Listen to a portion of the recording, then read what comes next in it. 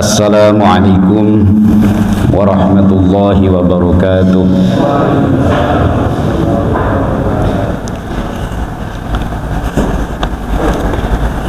Alhamdulillahi wahdah,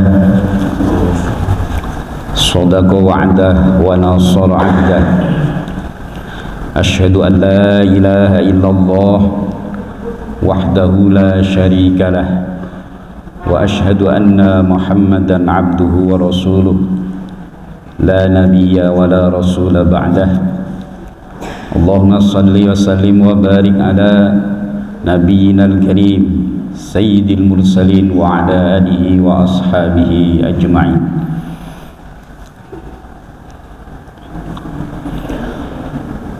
Wa qala Allah ta'ala, a'udzu billahi minasy syaithanir rajim, ya ayyuhalladzina amanu taqullaha haqqa tuqatih wa la tamutunna illa wa antum muslimun.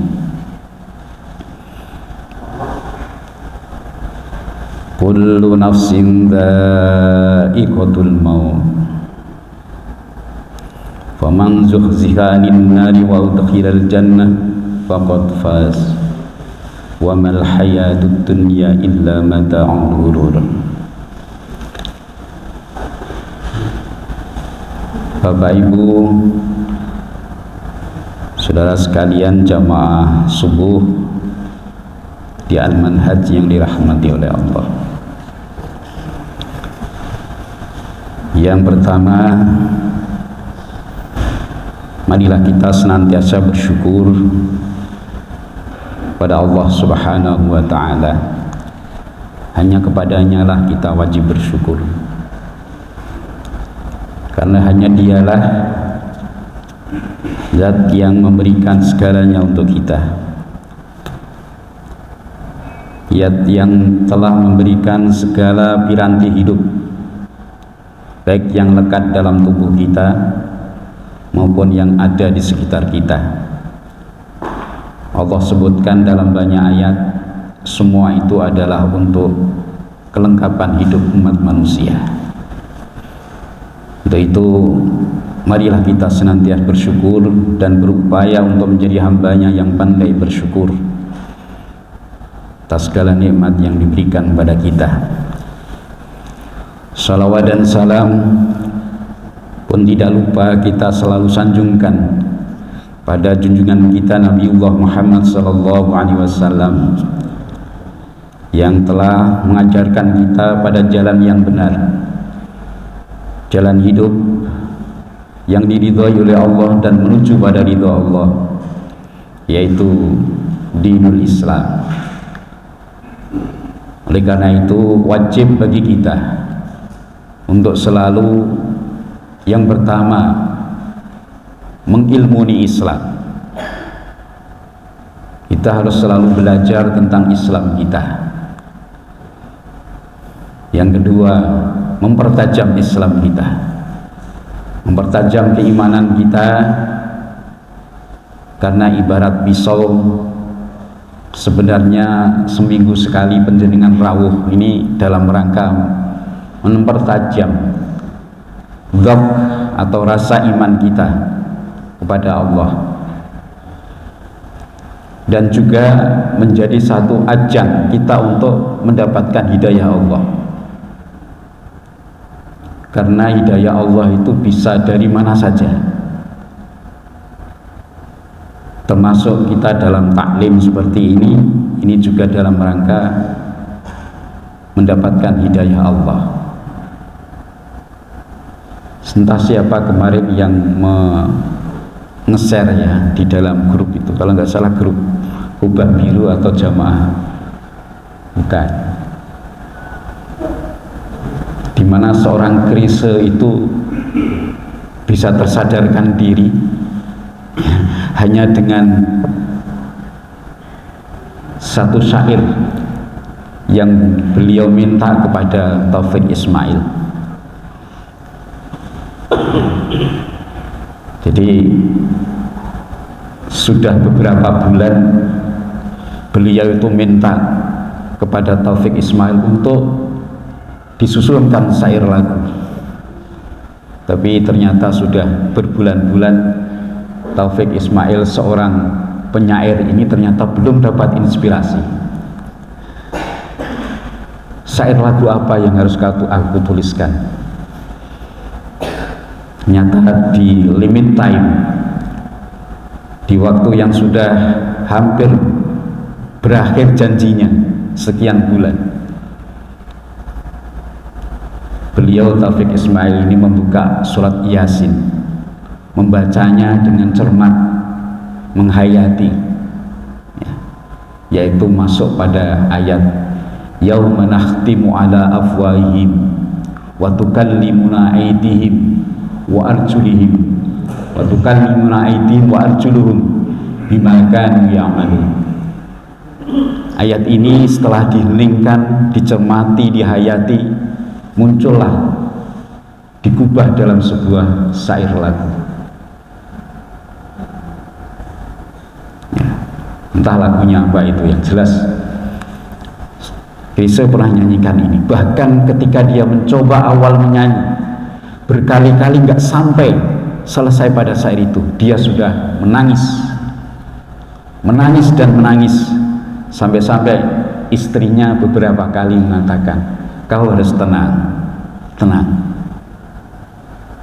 Ya, ini salah satu bukti bahwa ketika hidayah Allah itu mampir, singgah kepada seseorang, maka ya jadilah dia menjadi petunjuk kebenaran bagi orang itu. Maka saya katakan taklim kita ini juga dalam rangka kita berupaya mencari hidayah Allah ya. Jadi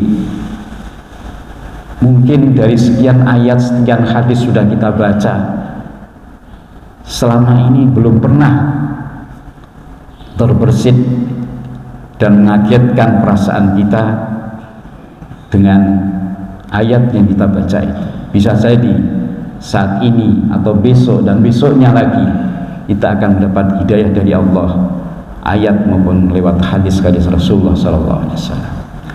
Oleh karena itu Bapak Ibu sekalian, upaya untuk terus mempertajam iman dalam rangka menambah hidayah dari Allah ini adalah sebagai upaya yang sangat-sangat baik ya, sangat-sangat utama dalam rangka supaya kita terus berada di jalan Allah dalam kondisi iman dan Islam. Amin ya rabbal alamin. Bapak Ibu sekalian yang dirahmati oleh Allah, pada 1 bulan yang lalu lebih, karena artinya satu minggu yang lalu, karena ada kata Pak Rukin, biasanya Ustadz, kalau Ustadz Yai dan Ustadz itu senengane tukaran gitu. Tukaran maksudnya tukaran jadwal gitu lah, lukiran. Jadi karena kemarin ada tukaran jadwal dengan beliau, sehingga ini menjadi 1 bulan lebih. Bapak Ibu, 1 bulan lebih yang lalu sudah kita sampaikan, di mana ada seorang sahabat maju ataupun matur kepada Rasulullah SAW untuk diberikan ilmu min gharaibul ilmi ya. Jadi ilmu yang pelik, ilmu yang antik itu ya. Tapi sebelum itu Rasulullah memberitahukan, bertanya, sudahkah kamu menguasai ru'usul ilmi, pokok-pokok ilmu? Di sebelum Rasulullah memberitahukan tentang ilmu yang pelik, seseorang itu harus dasar-dasar pokok ini harus dikuasai ya. Ru'usul ilmi yang Rasulullah katakan sebagai ru'usul ilmi ini juga harus diketahui lebih dulu sebelum sampai gharaibul ilmi.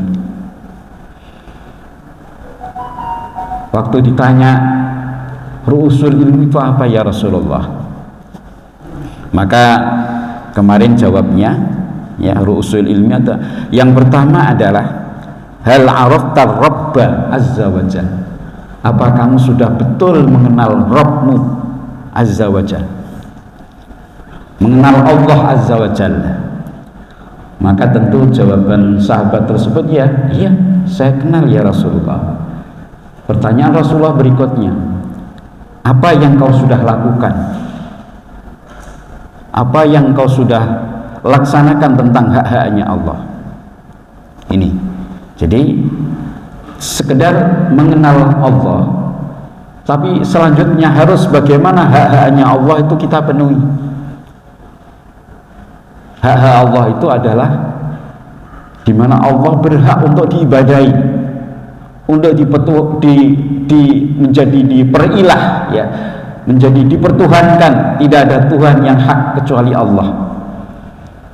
Segala arah hidup kita, orientasi hidup kita adalah lillah.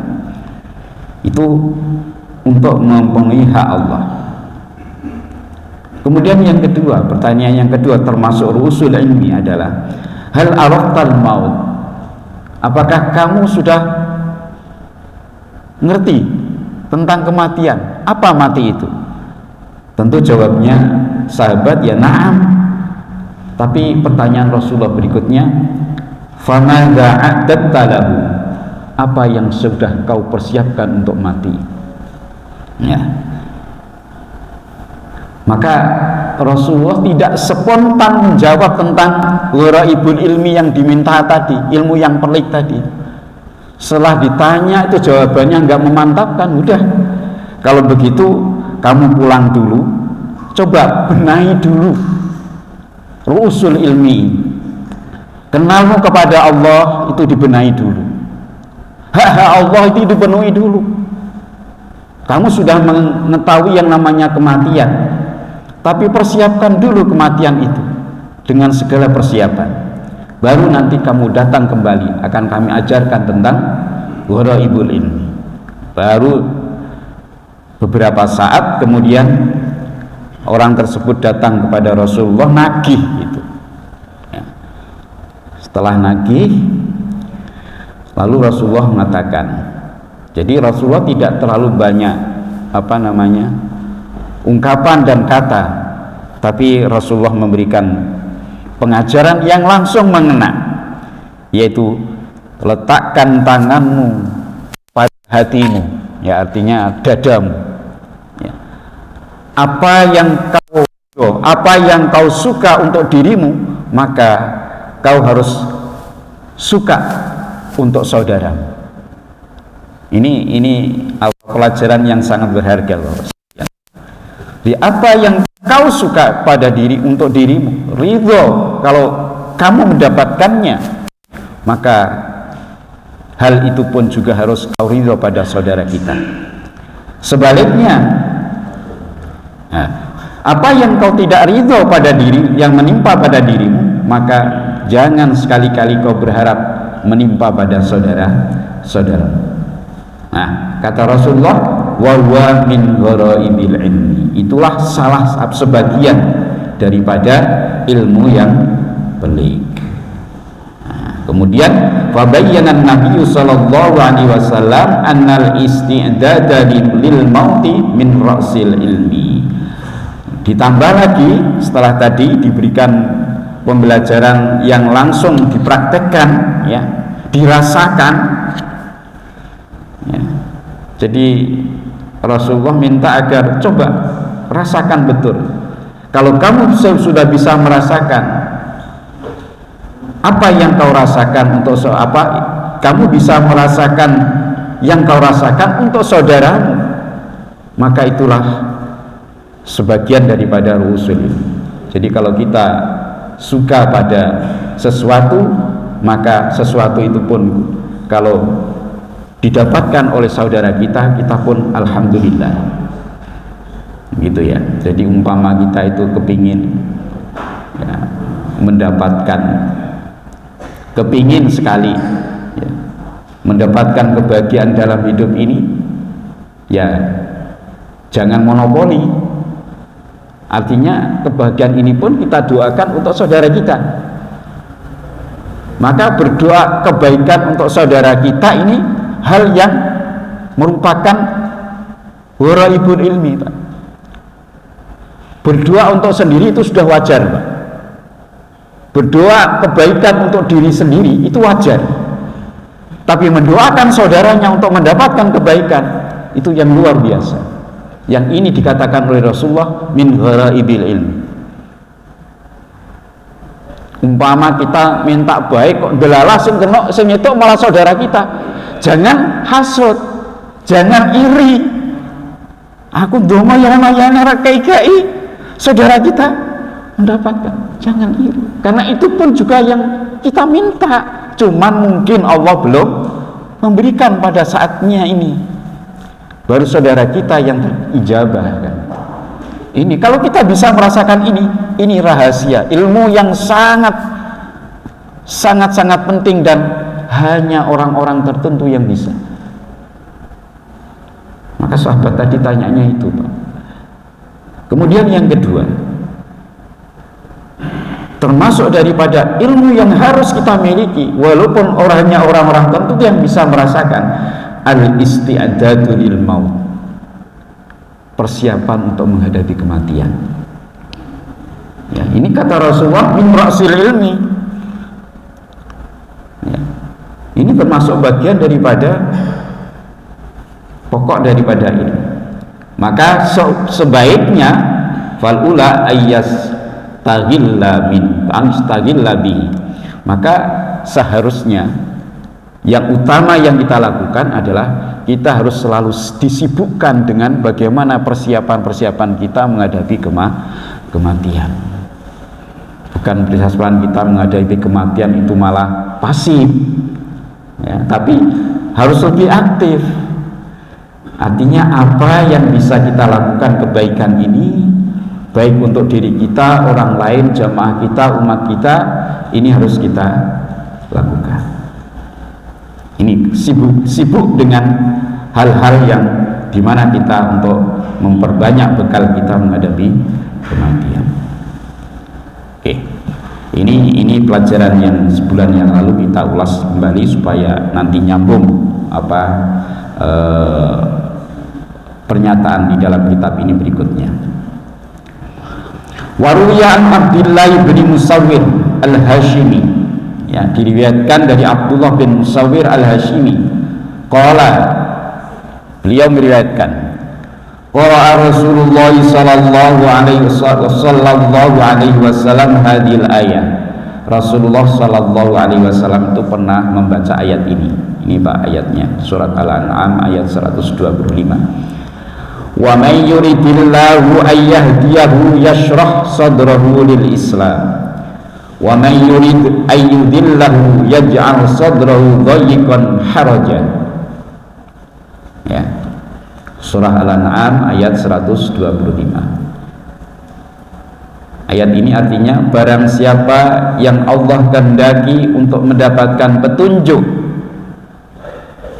yasrah sadrahu lil Islam, maka akan menjadi lapanglah dadanya untuk menerima Islam.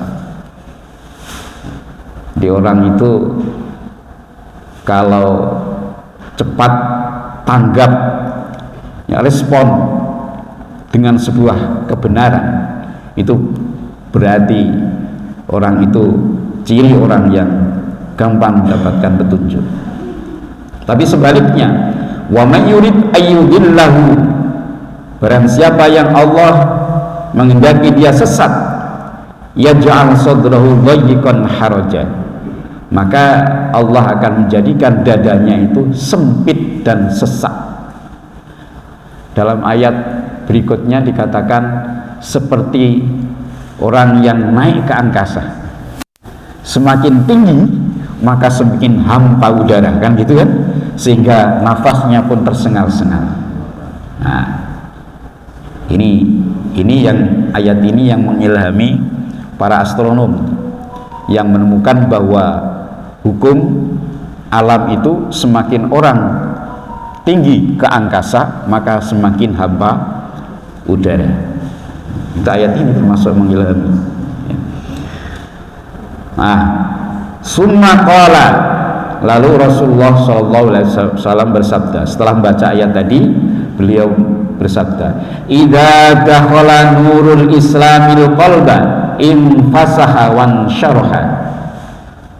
Apabila cahaya Islam itu masuk satu hati, dalam satu relung hati, infasaha wan syarha, maka hati itu akan menjadi lapang dan luas. Ini tadi yang katakan ayyahdiyau yasrah sadrahu lil Islam. Ya, mudah-mudahan kita termasuk bagian dari orang yang disebut Allah ini.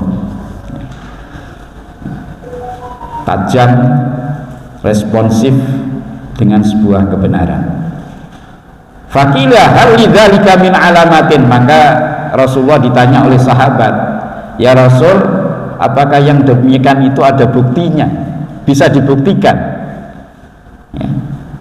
Jadi masuknya cahaya Islam ke relung hati yang menjadikan hati itu lapang, mudah respon, ya, apa ada buktinya? Maka Rasulullah menjawab, qala na'am, ada. Ya. Buktinya apa? Kata Rasulullah, at-tajafi an daril ghurur wal inabati ila daril khulud wal isti'dadi bil mauti qabla nuzuli. Ini bukti ciri daripada hati yang lapang. At-tajafi an daril ghurur.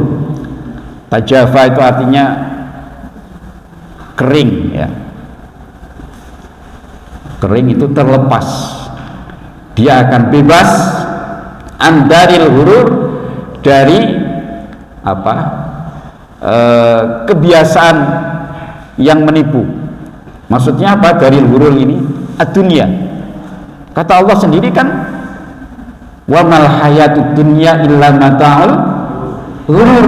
Kata Allah itu. Maka Rasulullah mengatakan dari ghurur, dunia ini adalah rumah apa? Kampung halaman yang menipu.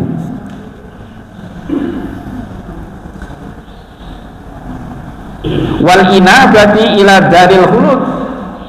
Ciri hati yang lapang itu adalah, yang telah mendapat cahaya Islam adalah selalu ingin mengejar yang namanya perkampungan kehidupan al-khulud. Al-khulud itu abadi, yaitu akhirat.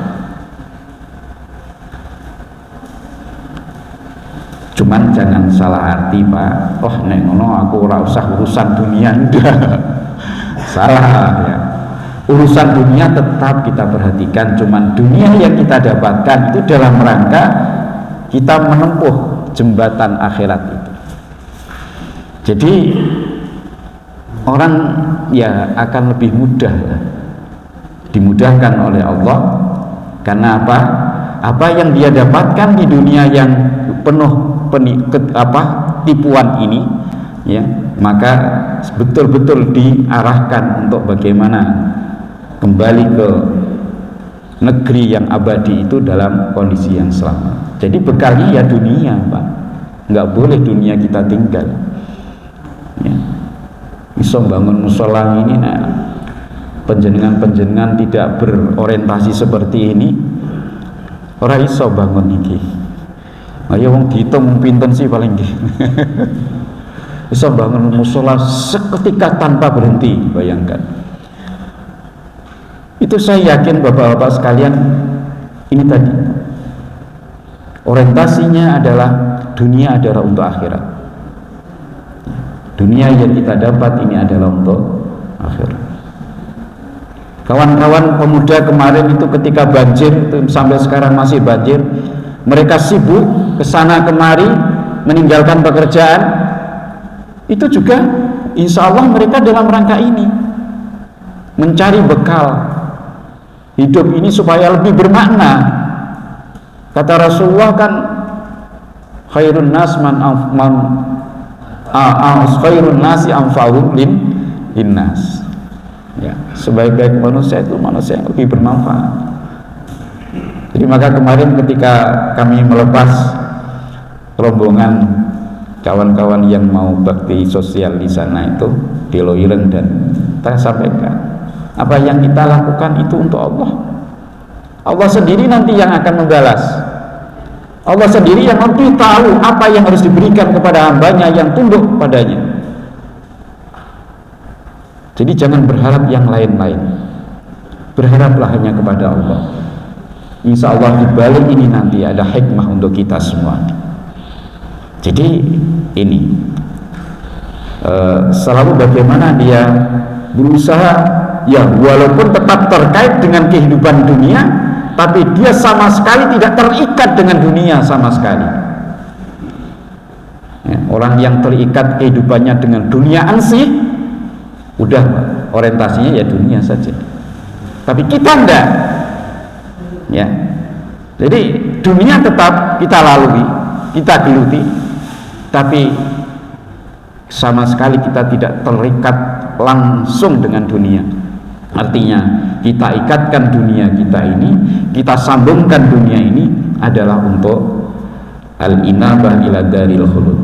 Bagaimana di dunia kehidupan kampung halaman yang abadi nanti kita itu bisa kembali kepada Allah, diterima kembali oleh Allah dengan segala ridhonya. Ini yang kita berharap, jangan surga dulu. Yang kita harapkan adalah ketika nanti kita dipanggil oleh Allah kembali kepada Allah, itu Allah ridho menerima kita. Kata Allah, yauma la yanfa'u malun wala banun illa man atallaha biqalbin salim. Pada suatu hari, yaitu hari kiamat, mal dan banun, mal itu harta kekayaan, banun itu anak, keturunan, generasi. Ya, itu biasanya orang dulu, Pak. Tidak orang dulu saja, orang sekarang ya. Yang namanya harta kekayaan, generasi yang bagus, generasi yang berhasil, ini kan dambaan. Sampai sekarang kan ngeten lagi. Makanya bapak-bapak itu sering bercerita tentang anaknya, senang sekali. Anak saya begini, begini, begini. Karena itu manusiawi. Tapi kata Allah, pada hari kiamat nanti, mal dan banun, harta dan kekayaan, yauma la yanfa'u malun wala banun, pada hari kiamat nanti tidak akan bermanfaat illa man atallaha biqalbin salim, kecuali orang-orang yang menghadap kepada Allah dengan hati yang selamat. Nah, supaya hati yang selamatnya itu tadi kita pertajam iman kita, kita terus training keimanan kita, hati kita, diri kita ini dengan segala bentuk-bentuk upaya mempertebal keimanan kita. Kemudian ciri yang ketiga, ya, ciri yang ketiga tadi, yang pertama kan tidak terikat dengan dunia ansih. Yang kedua, orientasinya bagaimana kembali ke darul khulud, ke hari akhirat, dunia akhirat, negeri akhirat nanti kita selamat. Yang ketiga, wal isti'dadu lil mauti qabla nuzuli, mempersiapkan diri untuk menghadapi kematian sebelum mati itu menjemput. Ini Pak cirinya orang yang dimana kata Allah, kata Rasulullah tadi, Allah dan Rasulnya mengatakan yang akan mendapatkan hidayah Allah dan akan mendapatkan nur Islam dalam hatinya. Artinya dari sini Bapak Ibu sekalian, ya kita berupayalah, ya kita berupaya agar hati kita ini betul-betul hati yang lapang, yang mudah tersentuh dengan kebenaran-kebenaran. Jangan sebaliknya, hati yang bebal, hati yang wangkot, atos, ya, dengan segala kebenaran.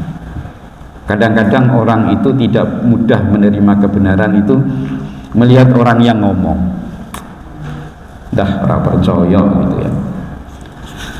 Sing ngomong nyun sewu ya, kalau bahasa wedungnya sing ngomong dapurmu. Jadi ngomong dapur ini bahasa kasar wedung gitu. Saya tidak usah menyebut daerah lain, daerah kami sendiri aja lah. Ya. Jadi kadang-kadang kita melihat sing ngomong sopo, apalagi kalau sudah yang ngomong itu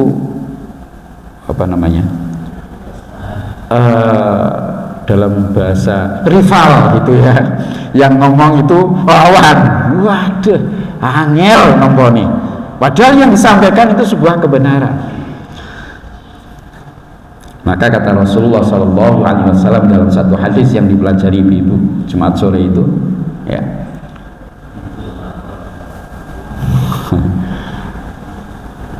mau memaafkan orang yang menzalimi,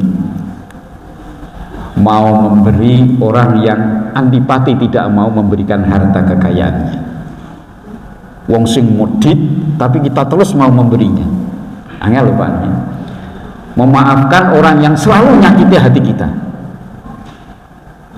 ini, dan itu menjadi ciri Rasulullah ketika Rasulullah pertama kali mendapatkan wahyu di Gua Hira, pulang menggigil Siti Khadijah selaku istri yang tercinta, tidak panik. Dihiburlah sang suami, Allah tidak akan mencelakai kamu, karena engkaulah orang yang mau memberi pada orang yang tidak mau memberi, orang yang mau bisa memaafkan pada orang yang mendolimi. Ini Khadijah sendiri, ya, waktu itu mengungkapkan bagaimana karakter daripada Nabiullah Muhammad SAW. Jadi ini Bapak Ibu sekalian, kebenaran itu datang dari siapapun. Kalau kita mencoba untuk membuka hati kita dengan segala ketulusan, maka kebenaran itu bisa masuk. Tapi ketika kita sudah menutup dengan segala emosi, dengan segala upaya-upaya untuk antipati, maka susah hidayah Allah itu akan masuk. Jadi kalau mungkin rumus yang bisa kita pakai, hidayah itu tergantung kemauan kita. Kalau kita memang ingin mendapatkan hidayah Allah, maka Allah akan berikan itu dengan segala macam cara, termasuk tadi di awal kami ceritakan tentang Kriso tadi. Nah, setelah mendapatkan syair lagu itu yang menyentuh dan menyayat hati, akhirnya dia menjadi ahli sholat. Yang dulu dikenal Kriso itu katanya Kristen kan gitu ya. Nah, ini Bapak Ibu sekalian.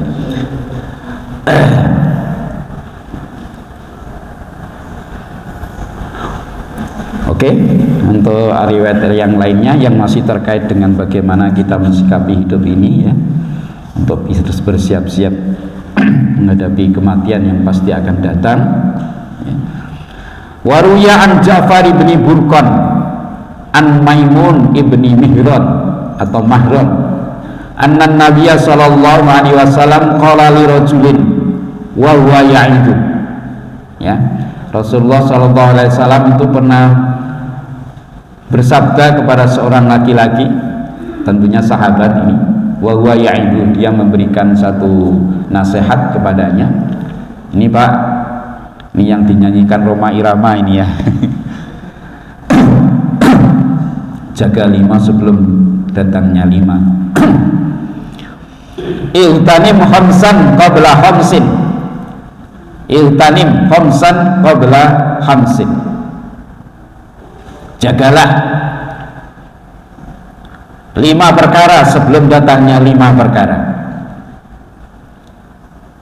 Syababaka qabla haramika, ya, mudamu sebelum tuamu. Ojo prehni jeh nom, ya, saya naik dhewe ndak. Muda ini harus dijaga dengan baik. Nanti penjelasannya di belakang. Wasihataka qabla saqamik, sehatmu sebelum sakitmu, ya. Wa faraghaka qabla suhlik, lapangmu sebelum sibuk.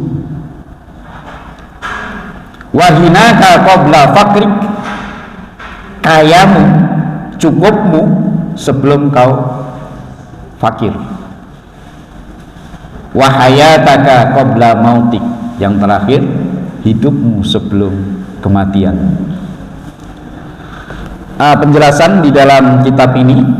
Faqad jama'an Nabi sallallahu alaihi wasallam fi hadhil khams ilman katsiran. Rasulullah mengumpulkan ilmu yang banyak, pembelajaran yang banyak dalam 5 perkara tadi. Kenapa? Li'anna ar-rajula yaqdiru 'alal a'mali fi hali syababi ma la yaqdiru 'alaihi fi hali harami. Ya. Manusia itu ketika dia dalam kondisi muda, maka dia mampu mengerjakan apa saja. Tapi kalau sudah masuk pada usia tua, la yaqdiru 'alaihi, dia tidak akan banyak kemampuan. Nggih napa nggih niki. Gitu. Dhisik awake dhewe jeno ngubengi alun-alun kuping 7. Tawaf maksudnya, tawaf ning alun-alun. Itu enteng gitu ya. Saiki Pak, kon mlayu ping 7. Tekan omah ya dengkule. Itu bukti.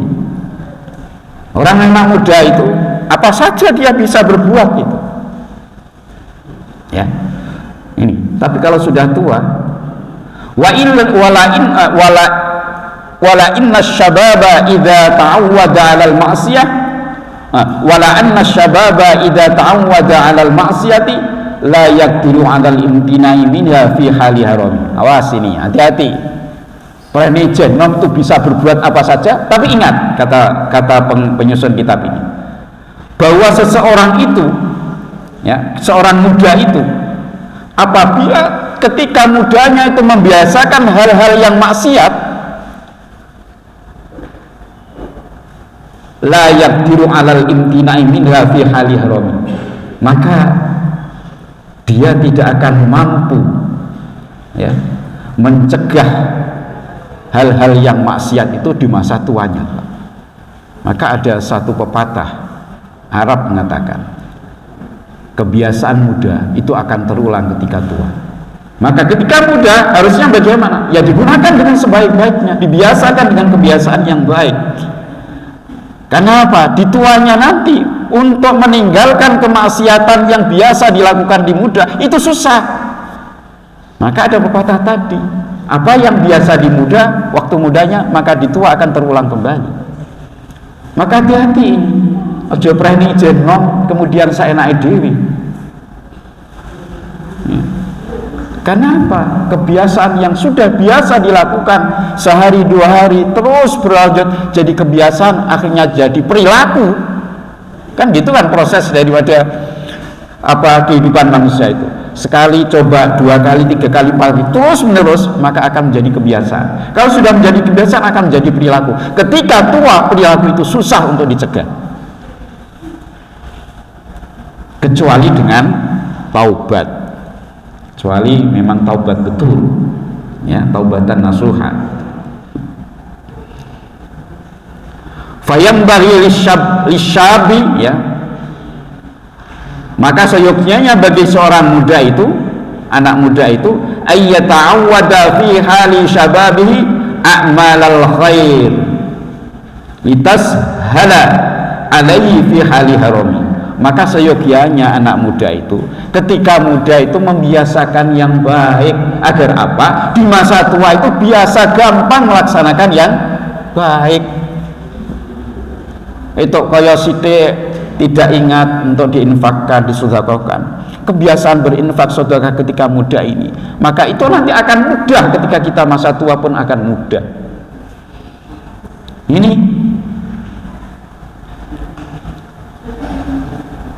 Bapak Ibu, mungkin sampai sini dulu ya, satu saja ya. Ya masih ya, berlanjut nanti terus-terusan nih nanti ya.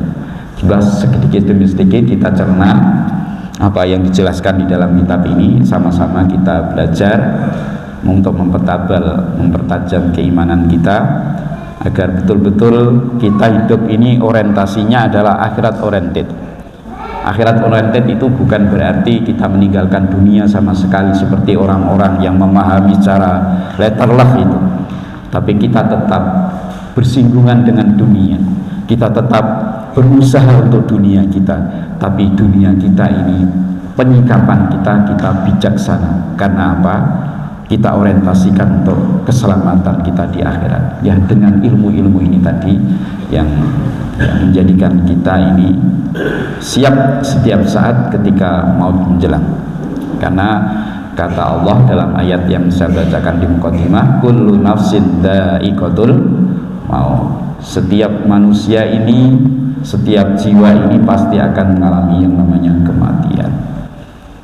Maka supaya mati kita ini baik dan kita nanti selamat di akhirat kita, faman zuhsiha anin nari wa udkhilal jannah, agar kita nanti betul-betul dihindarkan dari siksa neraka dan dimasukkan ke dalam surga, menjadi orang yang beruntung. Ya, dengan cara ini kita harus terus bekali kehidupan kita ini dengan segala kebaikan. Ya, mungkin itu yang bisa kami sampaikan. Mohon maaf bila ada segala kesalahan dan kekurangan. Mari kita akhiri dengan doa kafaratul majlis. Bismillahirrahmanirrahim. Subhanakallahumma wa bihamdika asyhadu an la ilaha illa anta astaghfiruka wa atubu ilaik. Billahi hidayah wa taufiq, nasr minallahi wa fathun qarib wa basyiril mu'minin. Wassalamualaikum warahmatullahi wabarakatuh.